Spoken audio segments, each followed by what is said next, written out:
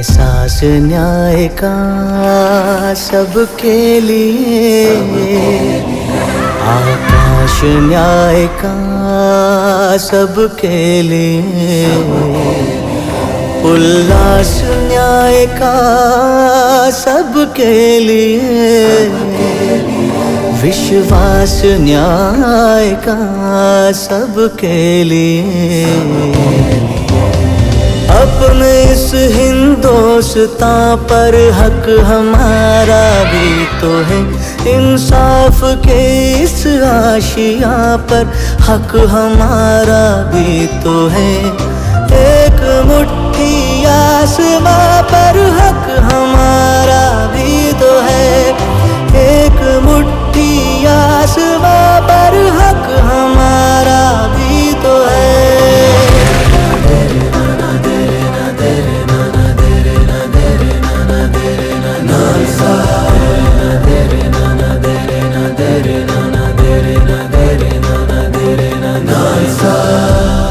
ये ना सोचो दर्द हमारा कहीं सुना न जाएगा, अब न्यायालय खुद चलकर चौपालों तक आएगा। लाचारों को न्याय मिलेगा, दुखियारों को न्याय मिलेगा, कमजोरों को न्याय मिलेगा, मजलूमों को न्याय मिलेगा। अपने इस हिंदुस्तान पर हक हमारा भी तो है, उम्मीदों के इस गुलसितां पर हक हमारा भी तो है। एक मुट्ठी आसमां पर हक हमारा भी तो है, एक मुट्ठी आसमां पर हक हमारा भी तो है।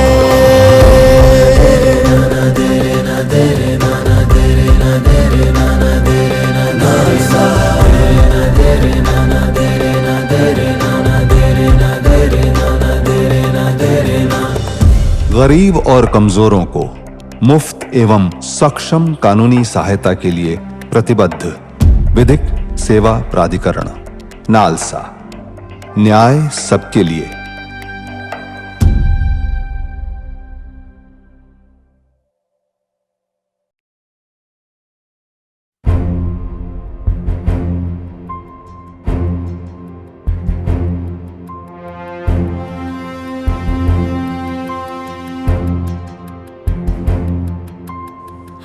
आंगन में चम चम चमके न्याय का रोशन तारा, यही संकल्प हमारा, यही संकल्प हमारा।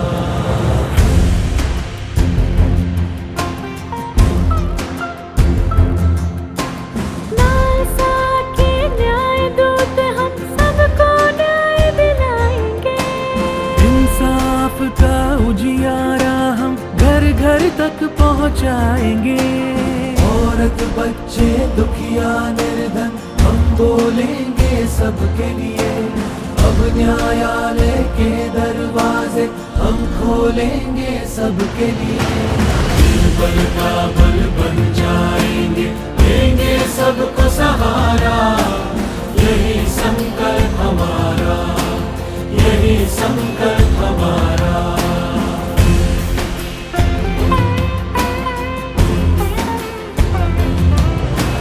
नालसा के न्याय दूत हम, न्याय ही शपथ हमारी। आपके अधिकारों को समझे अपनी जिम्मेदारी, दलित हो या मजदूर हो या हो पिछड़े तबके, मुफ्त दिलाएंगे हक सबको, हम साथी हैं सबके।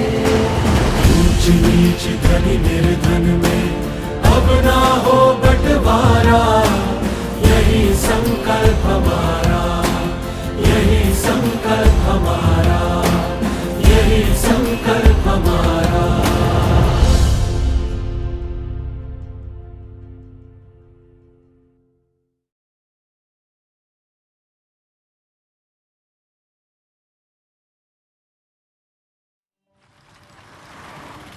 गुलाबी नगरी जयपुर अपने किलों, महलों और हवेलियों के लिए विख्यात।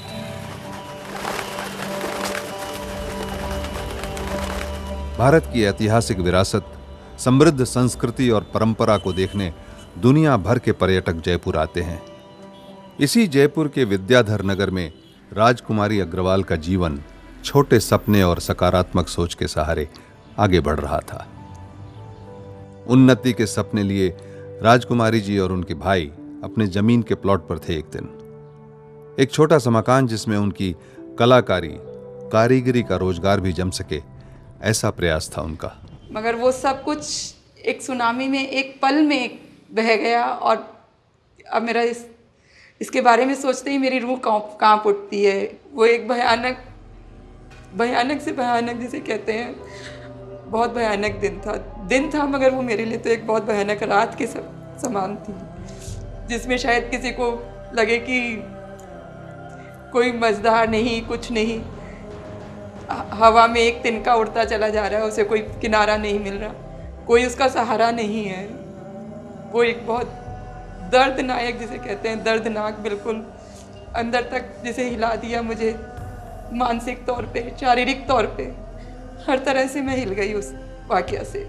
निर्माण कार्य की गतिविधि देखने के लिए हम आप खड़े थे। तत्पश्चात तुरंत 2 बजे लगभग जैसे ही काम दोबारा लंच की स्टार्ट हुआ तो दीपक भाटी और जयंत भाटी जो उसका पुत्र है वो दोनों आए और आकर के तुरंत हमारे को धमकी देने लगे। और आनन फानन में उन्होंने जो दीपक भाटी, जो उसके हाथ में तेजाब की बोतल थी, वो मेरी छोटी सिस्टर जो मेरे से 2 कदम आगे थी, उसके ऊपर में पूरी तेजाब की बोतल वो वह जयंत भाटी ने उड़ेल दी। उसी पल मुझे जैसे अंदर से मतलब जिसे कहते हैं कि ज्वाला फटा हो सर में से, और पता लगा 1 सेकंड में वो सब बढ़ता गया।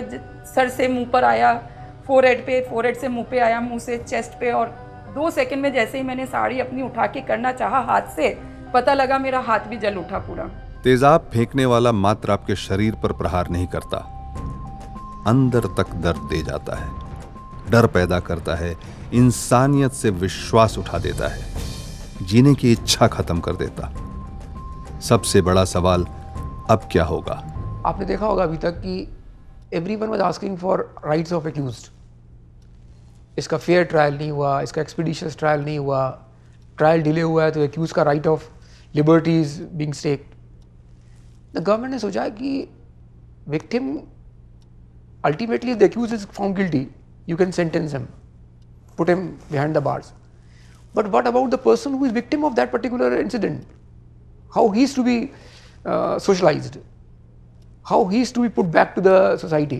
Rajasthan state legal service authority RALSA से मेरे पास एक पत्रावली आई श्रीमती राजकुमारी अग्रवाल की। मैंने जब ये फाइल देखी तो ये एक एसिड विक्टिम का केस था। उसके 1 दिन बाद उनके भाई, राजकुमारी अग्रवाल जी के भाई श्री भुवनेश्वर कुमार मेरे पास आए। उन्होंने FIR की कॉपी दिखाई और मेडिकल रिपोर्ट दिखाई, हमारे सामने समक्ष प्रार्थना पत्र पेश किया जिसमें कि उनकी बहन को जल्द से जल्द राशि दिलाई जाए जिससे उनका इलाज प्रॉपरली हो पाए। 10-12 दिन रखा गया है अभिषेक हॉस्पिटल में, और वहाँ से उसके बाद मुझे डिस्चार्ज किया गया, मगर ड्रेसिंग्स के लिए मुझे एवरी ऑल्टरनेट डे बुलाया जाता था। लगभग अभी तक मैम कितना कॉस्ट लग गया होगा आपके ट्रीटमेंट में? एग्जैक्टली तो मैं नहीं बता सकती फिगर, क्योंकि एक्चुअली मेरे ब्रदर और मेरा बेटा देख रहे हैं ये सब चीज़ें। मेरे को कम से कम ये लोग इंटीमेट करते हैं इन चीज़ों के बारे में, मगर तकरीबन 1.5-2 लाख तो लग गया मेरे इसमें। इसके बाद हमने सारी कार्यवाही पूरी करने के बाद जिला विधिक सेवा प्राधिकरण जयपुर महानगर की मीटिंग कॉल करवाई। प्रोविज़न हमारे यहाँ पे है वो एसिड अटैक की विक्टिम में 3 लाख तक का कंपनसेशन जो दिलाने का प्रोविज़न है हमारे। मेरी उम्मीद है कि जैसे जैसे लोगों को जानकारी होगी और शायद इसमें न्यायालय का भी कोई दायित्व होगा कि जब इस तरह के मुकदमे आते हैं तो मैजिस्ट्रेट साहब सबसे पहले उनको भी इंतज़ार नहीं करना चाहिए, उनको सबसे पहले ध्यान देना चाहिए कि 357A में इसमें क्या किया जा सकता है। नो डाउट उससे मुझे बहुत खुशी हुई है। एक तूफान में एक चिंगारी जिसे कहते हैं, तो एक दिया रोशनी का मुझे मिला। मुझे लगा कि है कोई इसमें कि कोई हेल्प करने के लिए थोड़ी बहुत।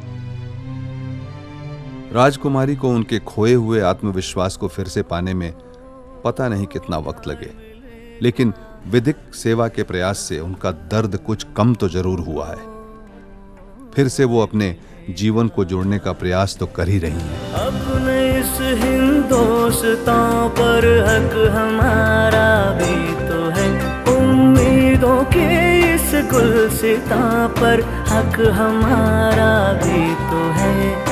एक मुट्ठी आसमां पर हक हमारा भी तो है, एक मुट्ठी आसमां पर हक हमारा भी तो है।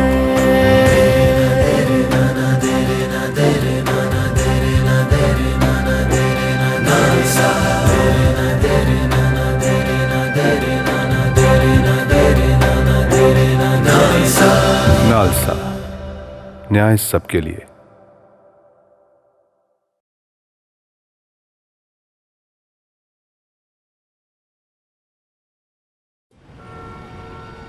एक शहर, शहर में लोग, बातचीत, मेलजोल।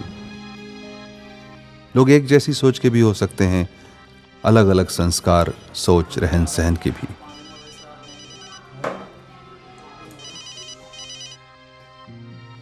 दो लोगों का मिलना स्वाभाविक है, पर टूटना? हाँ, मैं भी सोई अब कहीं कर सूँ, इंतजार थोड़ी कर सूँ। हाँ हाँ हाँ हाँ हाँ ठीक है, काल देख सो, काल सुबह बात करो फिर नहीं ऐसा तो। यही इनकी कहानी है, कृष्णा सत्येंद्र। न जाने कितनी सारी कहानियों की जैसी है इनकी भी कहानी। शादी होने के बाद में पता लगा कि बहुत ड्रिंक करते हैं। फिर इनके घर वालों को भी वो कहते थे कि नहीं पीता ये तो। मैंने कहा नहीं पीते हैं ये। बोला नहीं ये तो तेरे आने के बाद में पीने लगे हैं। मैंने कहा पता नहीं, हो सकता है मेरे आने के बाद में पीने लगे हों। फिर मैंने कहा देखते हैं, साल 2 साल तक निकालते हैं इनके साथ। फिर भी ये नहीं सुधरे, फिर भी पीना, वही मारना। मैं परेशान हो चुकी थी। बच्चे भी बहुत दुखी रहते थे। मैं किसी को बता नहीं सकती थी मेरे बारे में, ना घर पे किसी को बता सकती थी। फिर मैंने सोचा मर जाती हूँ मैं तो, क्या करूँगी जी के। वही अपनी मम्मी पापा से बातें करना, मेरे मम्मी पापा कहना नहीं मानना। शादी के 2 महीने 2.5 महीने बाद ही हम अलग हो गए थे मम्मी पापा से मेरे। फिर भी हम चलो किराए के मकान में रह रहे थे, जैसे तैसे हमारा एक बच्चा हुआ, फिर 2 बच्चे हुए, परिवार चलता रहा। उसकी बातें वो मानती तो सिर्फ अपने माँ बाप की, मेरी कोई बात फिर भी नहीं मानती। मैंने कहा आज कब तक किराए पे रहेंगे, कुछ अपना बना लें, कुछ अपना सोचें। नहीं, कभी मेरा नहीं मानती, वो कोई बात मानती। मैंने कहा मैं नहीं रह सकती इस आदमी के साथ, मुझे नहीं रहना इसके साथ, क्योंकि मेरी ज़िंदगी इसके साथ रहने में मरने जैसी है। अब वैसे मैं मर जाती हूँ, उससे बढ़िया वही ठीक रहेगा। फिर घर वालों ने कहा कि चलो अपन तो केस कर देते हैं। फिर मैंने केस किया। मैंने भी ये कह दिया था चले तो चले, मेरा भी यही था पहले, ये चलेगा चलेगा केस, बच्चे मैं लेकर रहूँगा, डिवोर्स नहीं दूंगा।